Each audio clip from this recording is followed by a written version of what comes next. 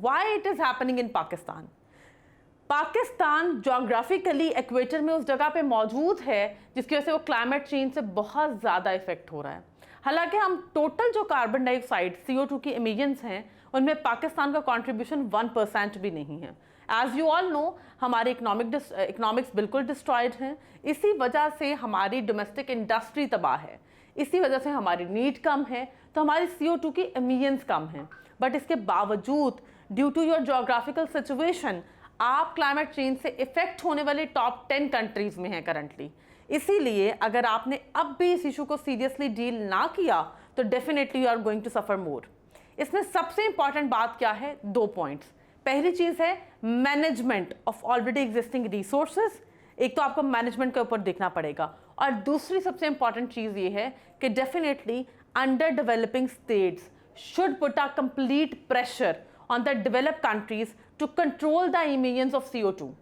आपको under developing countries को 1 page पर आना पड़ेगा, उनको यूनाइटेड नेशंस जैसे प्लेटफॉर्म्स को, उनको बाकायदा तौर पे यूरोपीय यूनियन जैसे प्लेटफॉर्म्स को टच करना पड़ेगा, बताना पड़ेगा what we are suffering and how much cost we are paying at your behalf. और वो कॉस्ट सिर्फ और सिर्फ इकोनॉमिक कॉस्ट नहीं है, वो आपकी लाइफ की कॉस्ट है, वो आपका लाइफ स्टॉक डोमेस्टिकेटेड एनिमल्स की कॉस्ट है, वो आपकी एग्रीकल्चर कॉस्ट है, वो आपकी ट्रेड की कॉस्ट है, क्योंकि जितनी भी अंडर डेवलपिंग कंट्रीज हैं वो एग्रीकल्चर ट्रेड के ऊपर डिपेंड कर रहे हैं। तो आपको बताना पड़ेगा भाई आप कर रहे हैं बट उसकी कीमत हमें अदा करनी पड़ रही है। एक तो ये बड़ी इंपॉर्टेंट चीज़ है। दूसरी जो सबसे मेजर रिस्पॉन्सिबिलिटी है या जो ऑनेस है वो आता है आपकी गवर्नमेंटल इंस्टीट्यूशंस के ऊपर और डेमोक्रेटिक इंस्टीट्यूशंस के ऊपर।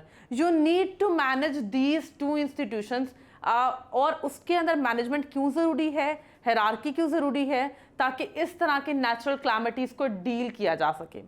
पाकिस्तान में ये सिचुएशन जो है वो currently talk of the town बनी हुई है, बट द फैक्ट इज़ 2010 के बाद से ये सिचुएशन परसिस्टेंट है, ये कॉन्टिन्यूस सिचुएशन है। हर साल मॉनसून वेदर के अंदर इतनी ही एक्सट्रीम सिचुएशन क्रिएट होती है।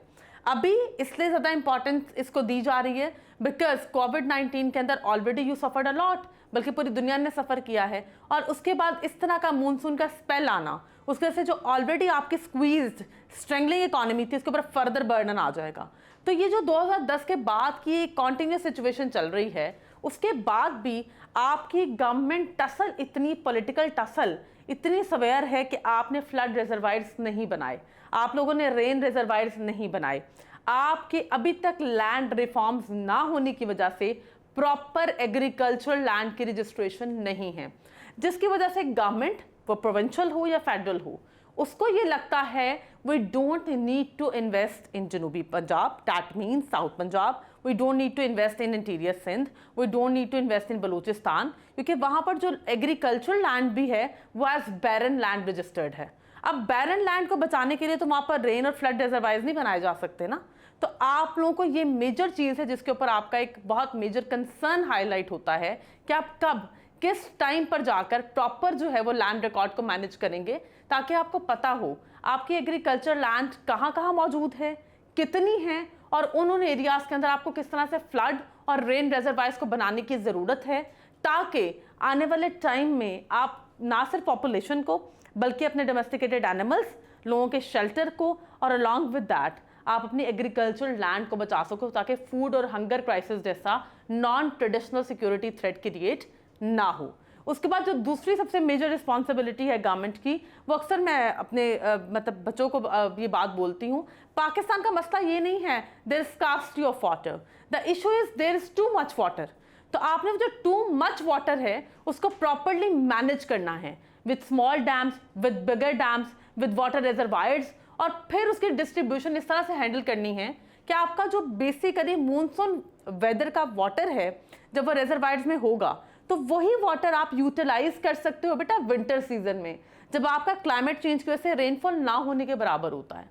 जब आप विंटर में यूज़ कर लोगे तो विंटर सीजन में फिर ग्लेशियर्स का पानी आता है, तो डेफिनेटली जब ग्लेशियर्स का पानी बाद में रिजर्वायर्स में आ जाएगा वो आप समर सीजन में यूज़ कर सकते हो, और समर सीजन के बाद अगेन मानसून सीजन। तो आपका ये जो टू मच वाटर है अगर आप इसको मैनेज कर लेते हो तो आपका डोमेस्टिकेटेड जो नीड है वाटर की, एक तो वो पूरी हो जाएगी, दूसरा आपकी जो इंडस्ट्रियल नीड है वो आप मैनेज कर सकते हो। तीसरा, इन दोनों को अगर आप कंबाइन कलेक्टिव एफर्ट में देखो तो इसका मतलब है कि इससे आप अपनी एग्रीकल्चर ट्रेड को मैनेज कर सकते हो, अपना एग्रीकल्चर ट्रेड के थ्रू जो फॉरेन रेमिटेंस है उसको मैक्सिमाइज कर सकते हो, अपनी जो आपकी पॉपुलेशन है उसकी फूड नीड्स को आप मीट कर सकते हो, और last but not the least उनकी वाटर नीड्स को मीट कर सकते हो। तो पाकिस्तान में करंटली जो है आपको ये भी देखने और समझने की ज़रूरत है। ये तो मैंने आपको तीसरा पॉइंट डिस्कस कर लिया कि बेसिकली गवर्नमेंट को क्या करना चाहिए और किस तरह से सारी सिचुएशन को जो है वो out of the blue manage करना चाहिए।